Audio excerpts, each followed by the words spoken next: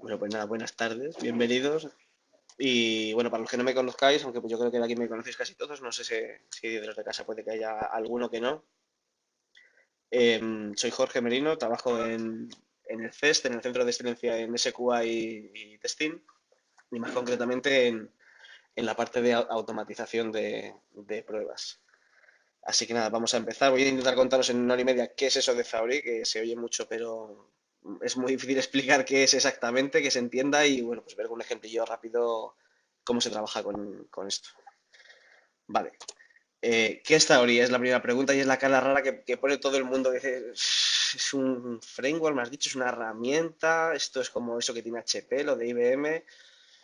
Bueno, si vamos a la web de Panel, al apartado de Zauri, aquí nos dice bien claro que Zauri es el framework de automatización de pruebas funcionales más eficiente del mercado que te ayuda a asegurar el comportamiento de tus aplicaciones en múltiples plataformas y dispositivos.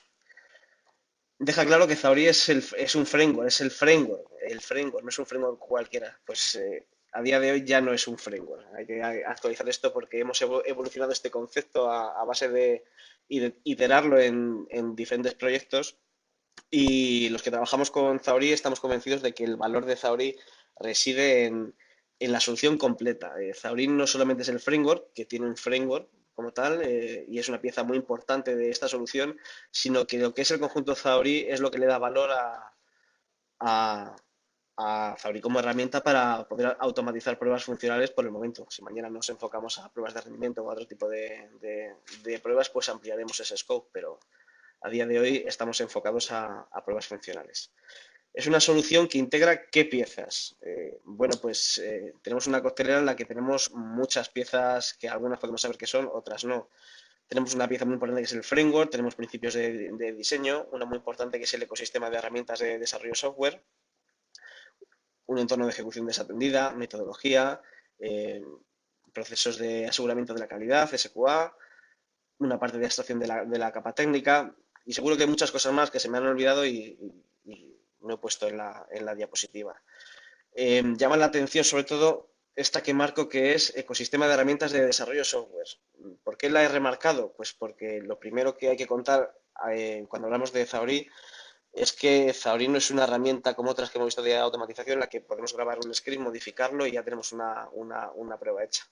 Con Zauri, los proyectos de automatización de pruebas son proyectos de desarrollo software y están planteados como tal. Hay una etapa de análisis en la que se analizan los requisitos, se puede instalar un plan de pruebas o bueno, de reuniones con cliente como otro proyecto de desarrollo normal.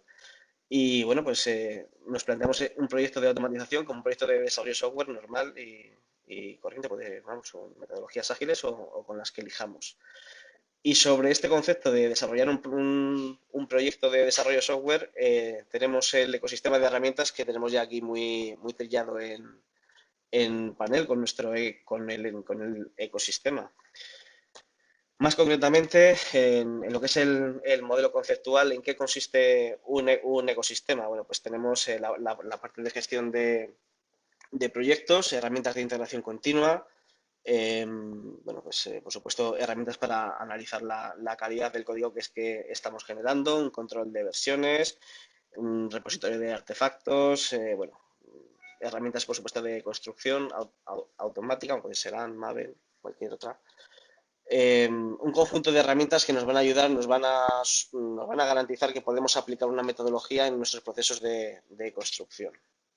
Más concretamente, si ya pasamos del modelo conceptual a una etapa en la que estemos desarrollando, perdón, tenemos, bueno, otro modelo en el que no están puestos los nombres de cada una de las herramientas, que también se puede considerar conceptual, también en el que veis cómo se enlazan las herramientas desde el entorno de desarrollo local de un desarrollador, de un codificador de automatización, con una herramienta de gestión de pruebas, que esta pieza sí la consideraría nueva respecto a un proyecto de desarrollo software tradicional, no es algo habitual, pero sí fundamental en pruebas automáticas. Tenemos que tener un gestor de pruebas, un TMS o un Test Management System o como queráis llamarlo, HPALM, aquí usamos TestLink, IBM tiene el de Rational, bueno, hay muchos, ¿vale? Por supuesto, una herramienta para gestión de defectos, ya que es un proyecto de desarrollo software tradicional, Se puede tener una herramienta para gestionar el conocimiento, como puede ser Confluence o cualquier otra. Una herramienta que gestione los artefactos, en nuestro caso usamos Nexus. Repositorios de código que nosotros, bueno, nos amoldamos a las preferencias del cliente. Aquí nos gusta usar Git, pero puede ser Subversion o cualquier otro. Herramientas, por supuesto, de análisis de código. Aquí estamos usando mucho SonarQube y, bueno, pues José Turegano, que es la persona que está encargada de toda la parte de SQA, es el que nos analiza ese código cuando lo hemos construido y nos aplica medidas correctivas. Y otra pieza muy importante, si no la que más, es el servidor de integración continua. Todo esto está apoyado tanto en la etapa de construcción como luego en un entorno de ejecución desatendida, que es la gracia de las pruebas automáticas, que no se ejecuten en nuestro equipo local, sino en un entorno preparado explícitamente para ello, estas pruebas, ¿vale? Luego, bueno, aquí en la diapositiva veis que hay soluciones en nube, porque, bueno, hay empresas que son proveedores de infraestructura y se dedican, pues, a bajo demanda y el consumo que hagas, te ponen máquinas virtuales de escritorio, móviles o lo que uno necesite. Entonces, estas pruebas pueden ejecutarse contra su infraestructura para no tener nosotros toda esa variedad de dispositivos en los que hay que probar. Y bueno, por hacer un poco de zoom en esa parte inferior derecha de la diapositiva anterior en cuanto al entorno de ejecución, comentaros un poco la arquitectura que tenemos en nuestra solución para el entorno de ejecución desatendida, que es una arquitectura con un nodo maestro. Nuestra herramienta de integración continua es Jenkins y está enlazado con N esclavos de 1 a N, en el que replicamos o bien distintas plataformas de configuración para ejecutar la misma prueba en distintas configuraciones según el cliente. Por ejemplo, alguien que se dedique a vender productos y sepa que sus clientes siempre entran con Safari en Mac y Chrome en Windows, pues se crearían dos nodos con estas características, con las versiones que nos indique, y dispararíamos el mismo test contra las dos plataformas en paralelo para ahorrar tiempos. O bien para partir una suite de casos de prueba muy grande, un regresivo que se quiera poner en producción y haya una ventana de tiempo muy limitada, poder ejecutarla en menos tiempo. Replicamos la misma plataforma N veces, partimos la suite en esos N nodos y lo ejecutamos más rápido. Todos los nodos tienen que estar conectados, por supuesto, con el gestor de pruebas. En la diapositiva de ejemplo es HPLM para dejar los resultados de la ejecución ahí. Aunque ya veremos que Jenkins tiene capacidad para almacenar estos resultados, ¿vale? Y bueno, las herramientas que aparecen en la parte superior izquierda son las que ya hemos comentado: el SCM Manager para el tema de repositorios de código, Nexus como gestor de artefactos y Sonar para todo el tema de garantizar la calidad de este código de automatización. Lo he enfocado siempre a código de automatización, proyectos de desarrollo, software de automatización, porque soy un enemigo acérrimo del término script de automatización. Eso antes podía tener más sentido cuando hacer una prueba automática era grabar un script, Selenium o incluso con UFT. Se mezclaba un poco todo ahí, datos de prueba, lógica del test, el interfaz en el que estamos probando, y teníamos en script uno por cada caso.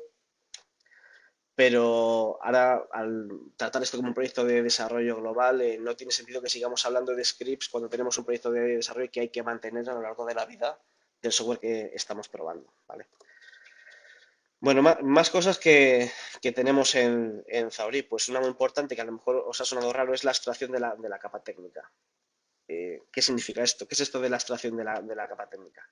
Pues vamos a hablar por fin, ahora sí, del framework. ¿Qué es esto del framework Zauri? ¿No es la pieza clave?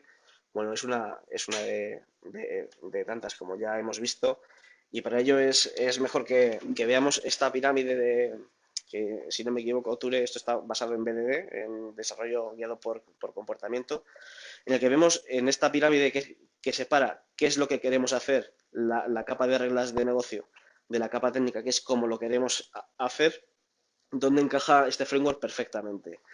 El framework de Zauri es una abstracción de la capa técnica, porque vamos a desarrollar todos los proyectos sin preocuparnos, entre comillas, de cómo vamos a resolver eso al final, cómo es la interacción con el navegador web, cómo es la interacción con la pantalla negra en host, o cómo tenemos que interactuar con un dispositivo móvil, sea Android, sea iOS, etcétera, ¿vale? Hay una parte que está sin cubrir porque, bueno, el framework integra muchas APIs con principios open source, que son de las que nos servimos para que esto funcione. Evidentemente, eso no está incluido en el framework, sino que hacemos uso de ello. Incluye un trocito de la capa de flujos de negocio, que es esta intermedia que que hay aquí porque con el framework estamos modelando parte de la aplicación que estamos automatizando. Entonces, bueno, hay una parte de esos flujos que quedan modelados con nuestro framework y por eso está así reflejado. Y por último, bueno, la capa de reglas de negocio, que es la que tiene los cambios con menor frecuencia, que no tiene relación alguna con el framework. Ya con un poco más de detalle. ¿Qué tiene este framework dentro? Bueno, pues principalmente hemos dividido los interfaces de prueba en cuatro. El más importante quizá que tengamos ahora es el web, que está resuelto con Selenium WebDriver. Tenemos para la parte móvil, para dispositivos Android y iOS Appium, aunque esto hay que evolucionarlo porque creo que Appium está evolucionando a una velocidad muy elevada y bueno, pues puede que se pueda utilizar para más cosas que la parte móvil. Para la parte de host, pantalla negra, los que habéis trabajado con COBOL o los que lo hayáis sufrido, mejor dicho, cada emulador tiene su propio API. Entonces, al estar trabajando con un proyecto que, no sé si lo he dicho antes, es Java, cada emulador tiene su propio API. A veces es muy difícil encontrar emuladores, o sea, APIs para Java, porque esto es una tecnología Microsoft pura con librerías de LL y es complicado. Aquí lo que tenemos es un emulador libre que lo que hace es una interpretación de esas pantallas y las pone en un navegador web. De forma que podemos atacar a toda la parte host como si fuera una página web normal. ¿Vale? Y por último, bueno, para la interfaz de prueba de web service, no tenemos nada especial en Fabric que diga, oye, esto es mejor que esto otro, no. La herramienta líder en web service es SoapUI, yo creo que lo va a seguir siendo durante mucho tiempo en el mercado. Y lo que sí que tenemos es facilidad al tener el framework en Java de integrarnos con SoapUI, bien sea a través de los pasos Groovy y Script que nos da SoapUI o de utilizar en un proyecto Java un proyecto de SoapUI. Entonces, digamos que hay una integración bidireccional. Más allá de los interfaces de prueba que tenemos en la capa de abstracción, tenemos una factoría de navegadores y de dispositivos móviles que nos permite desarrollar estas pruebas independientemente del navegador o del móvil en el que vayamos a ejecutar esta prueba. Así no tenemos que tener código duplicado en función del navegador, si es un Explorer, si es Chrome, si es Firefox, si es un móvil X modelo con ese sistema o si es este otro. Esto tiene cierto porcentaje de mentira, ¿vale? No es mentira. Simplemente pues hay abstracción que hay, por ejemplo, Internet Explorer es un navegador muy puñetero, ya lo sabréis todos. Es muy complicado no tener que personalizar el código en ciertos puntos para que funcione una cosa en Explorer igual que funciona en Google Chrome, por ejemplo. Y en cuanto a dispositivos móviles, igual, hay diferencias entre Android y iOS y en distintas versiones del sistema. Pero bueno, en principio todo esto tendría que estar capeado en esta capa de abstracción para que nuestro test fuera independiente de esos problemas.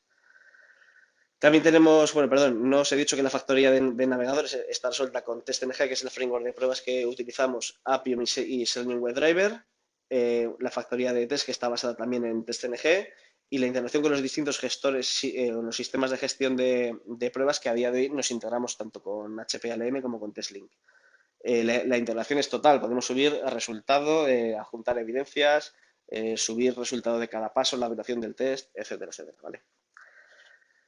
La parte de generación de evidencias es otra que está muy desarrollada, generando a día de hoy un documento con todos los pasos de la prueba, un vídeo de ejecución completa, distintas capturas de pantalla con los pasos que ha ido tomando esta prueba y el log de ejecución. Además, esto con la última versión, mi compañero David ha desarrollado esto para que sea multidioma. Podemos parametrizar distintos properties con los mensajes que queremos en cada uno de los idiomas y generamos todos los ficheros en los idiomas que queramos, ¿vale? Y bueno, luego hay un cajón desastre de distintas herramientas. Según vamos haciendo nuevos proyectos, vemos que hay partes que son reutilizables en el resto de los proyectos y así es en parte como nació Zauri. Partes de proyectos de automatización que eran reutilizables completamente en otros proyectos y ese proyecto evolucionó tanto que al final pues dio lugar a esta solución, ¿vale? Bueno, un poco más allá para ver cómo es un proyecto con Zauri, pues me toca hablaros porque no he metido ninguna diapositiva de esos principios de diseño o esa filosofía que nosotros tenemos al automatizar pruebas. Nosotros procuramos no automatizar las pruebas como se hacía tradicionalmente caso por caso, sino que intentamos analizar cuántos casos tenemos que automatizar y diseñamos procesos de negocio completos end-to-end. Es decir, si tengo 10 casos de alta de un ítem en una aplicación, no voy a diseñar esos 10 casos, sino que vamos a pintar cómo es ese flujo de alta de ese ítem y vamos a hacer que los casos resulten en una explotación de ese flujo de negocio. Simplemente será una explotación, en un caso tendrá unos datos, otro caso tendrá otros, pero a fin de cuentas son casi siempre las mismas acciones que se van repitiendo continuamente en cada uno de esos test o pequeñas decisiones que se van tomando en función de los datos que hay para cada prueba y se va haciendo una cosa u otra. Ahí entra en juego esta parte de la derecha, esta parte de la izquierda es el framework del que ya hemos hablado, en el que, bueno, modelamos todo esto en estas tres partes principalmente. Luego hay más, que ya la veremos con más detalle, pero bueno. La primera es el modelado del BIM con los datos de la prueba. Tenemos que tener una fuente de datos, bien sea un fichero externo, puede ser una base de datos, lo que sea. Esto es a demanda del cliente siempre. Por supuesto, un constructor que alimente esos datos a nuestro test case. Y luego, la parte más importante o la más grande y la que más tiempo lleva para desarrollar es cuando dividimos la lógica de negocio del test, que no es la lógica de la aplicación que estamos probando, sino solo del test, y el modelado de esa aplicación de las distintas páginas que contiene, cuando es una web o cuando es un sistema host o una aplicación móvil. ¿Vale? ¿Qué es un objeto página? Pues un objeto página no es más que un fichero Java que contiene toda la declaración de los elementos que contiene esa página y métodos para interactuar con ellos a bajo nivel. Y es en los objetos de lógica de negocio donde se define cómo se va a hacer uso de esos objetos página. Es decir, tenemos un test de un login, por ejemplo, que nos va a decir que hay que meter el usuario password y pulsar en un botón. El objeto página solamente va a contener la definición de 3 elementos web y métodos para escribir en 2 elementos web, en el usuario y en el de password, y un método para hacer clic en un botón. El objeto de lógica de negocio del login, si es que lo tenemos, porque luego también es un poco la arquitectura que cada uno quiera darle, va a contener la secuencialidad de esta prueba. Primero tienes que escribir el usuario, no me importa cómo, se lo voy a pedir al objeto página. Objeto página, escríbeme este usuario, te paso este dato. Me despreocupo de que sea un input, que sea un combo, que sea lo que sea. Eso es trabajo del objeto página. Me despreocupo de eso. Objeto página, ahora me vas a escribir el usuario y objeto página, ahora vas a hacer la finalización del login, sea haciendo clic en un botón, sea pulsando un enter, etc. ¿Vale? De esta manera, ¿qué es lo que conseguimos? Simplificar el mantenimiento de este software de automatización, porque los cambios que nos hagan en esas páginas en la aplicación web solo los vamos a mantener en los objetos página, que son declaraciones, y cuando nos inserten un nuevo campo que afecta a un flujo o cualquier modificación que tengamos que hacer, puede que tengamos que trasladar los cambios tanto a la secuencialidad de la prueba o a la lógica como a la interfaz de la aplicación. Pero no vamos a trasladar esos cambios caso de prueba por caso de prueba, sino que solo vamos a actualizar esos cambios en el flujo o en los flujos de negocio que estén impactados. ¿Qué conseguimos con esto? Que si tenemos un flujo de negocio que está utilizando, vamos a poner el ejemplo del proyecto de Europa, tenemos 2.000 pruebas de reservas de vuelo, solamente tenemos un flujo de negocio cuando nos meten en un campo, tocamos aquí y tenemos 2.000 test case automáticamente actualizados. ¿Qué conseguimos con esto? Simplificar el mantenimiento, básicamente, y también maximizar esa reutilización del código que hemos escrito. No vamos a tener 2.000 scripts de reserva de vuelo que tengamos que modificar cada vez que nos metan en un campo. Eso es un poco doloroso. O sea, con otras herramientas podemos conseguir esta abstracción también y esta orientación, pero nos costará más. Al tener este proyecto Java, que está modelado con Maven, aunque luego eso ya lo veremos con más detalle, podemos llegar a hacer que el primer test case nos va a costar un montón porque una vez que tienes el primer test case, tienes todos los demás de ese mismo flujo. O sea, la curva es exponencial, ¿vale? Bueno, pues no sé si es interesante para vosotros o no, pero hay que ver más todavía para poder llegar a entender cómo trabajamos con esto. Esto es una estructura de proyecto de automatización a día de hoy. El concepto viene desde el primer proyecto, desde el de Air Europa, y es el de modelar, por un lado, el módulo de test, que es el que tenemos aquí arriba que termina en AT, y por otro lado, el módulo de aplicación. ¿Por qué hacemos esto? Pues porque si el módulo de aplicación contiene todos nuestros flujos automatizados y lo tenemos ya compilado y el binario generado en nuestro repositorio de artefactos, esa pieza que vivía por ahí en el ecosistema, este módulo de test solamente va a almacenar cierta configuración que va a hacer uso de ese binario. Es decir, el tiempo de ejecución de una suite de pruebas de este proyecto no va a requerir compilar el código principal o la mayor parte del código. El tiempo de ejecución será más rápido.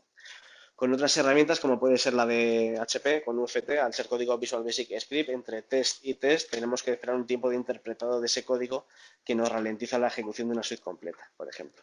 Entonces, bueno, son facilidades que te da el hecho de que el proyecto esté modelado con Maven. ¿Qué contiene cada uno de estos proyectos? Bueno, pues como ya adelantaba, el módulo de aplicación contiene lo principal de la automatización, esos objetos de negocio y esos objetos página. Y el módulo de test únicamente contiene el flujo del test, pero realmente es un Java que no va a cambiar nunca. ¿Por qué? Pues porque el flujo del test, incluso podemos tener en el módulo de aplicación, cuando tenemos muchos flujos en una aplicación que sea muy grande, Javas de flujo, y aquí únicamente tendremos una invocación al flujo que tendremos en el módulo de aplicación para conseguir eso, que no haya que compilar código cuando vamos a ejecutar pruebas. Entonces, ¿cuál es el sentido del módulo del test? Pues agregar toda la configuración de este software de automatización. Aquí, como veis, bueno, hay distintos properties en el que está configurado qué evidencias tiene que generar, en qué idioma, dónde están los ficheros que esto necesita para funcionar, los distintos mensajes en los idiomas que queremos para generar esas evidencias, el tema de Log4Java, bueno, en fin, toda la configuración. Y también tenemos las distintas suites de pruebas por entorno que nosotros queremos ejecutar. Una suite no es más que un fichero XML en el que se te dice vas a ejecutar esta prueba, esta y esta. No hay nada más. A día de hoy, de hecho, estamos funcionando generando esto dinámicamente para Isban. Ellos quieren trabajar solo con ficheros Excel, pues directamente en base al fichero Excel que nos están subiendo a nuestra herramienta Jenkins, estamos generando esa suite dinámicamente y son las que se ejecutan. O sea, no, esto puede llegar a ser hasta transparente para el usuario final, ¿vale? Y bueno, por ver un poco más de detalle de cómo es el framework a día de hoy, os he puesto aquí las clases principales con sus métodos. No sé si vosotros veis mucho. Los que están en casa supongo que sí. Clases que consideramos principales. Bueno, la pieza principal es el contexto del test. Yo creo que es la innovación principal del framework que creó David. El contexto del test es la pieza que acompaña a cada uno de los elementos, a cada uno de los ficheros de los fuentes Java de este proyecto de automatización, y el que contiene la información vital del test. La información no son los datos, sino son qué test estoy ejecutando, en qué navegador, vamos, el contexto del test. Por eso se llama test context. Luego, clases para modelar el navegador, independientemente de que sea Firefox, Chrome, Explorer, Safari, etcétera. El objeto página, con sus métodos ya para que todos los objetos página que queremos partan de que pueden cargar perdón, cargar una URL no es el objeto página, es del navegador. Bueno, pues que pueden coger el título de la página, que pueden buscar elementos web, que pueden cambiar de una ventana a otra, etcétera, etcétera. Y el más grande a día de hoy es el Page Element, el elemento web, en el que bueno, son todos los métodos atómicos que ejecutamos en una automatización. Haz clic en el elemento, escribe en el elemento, envíale teclas, recoge información, lee su valor del input, lee un atributo que tenga, etcétera, etcétera, ¿vale? Esta es quizá la clase que está sometida a cambios más frecuentes, porque surgen necesidades según hacemos nuevos proyectos.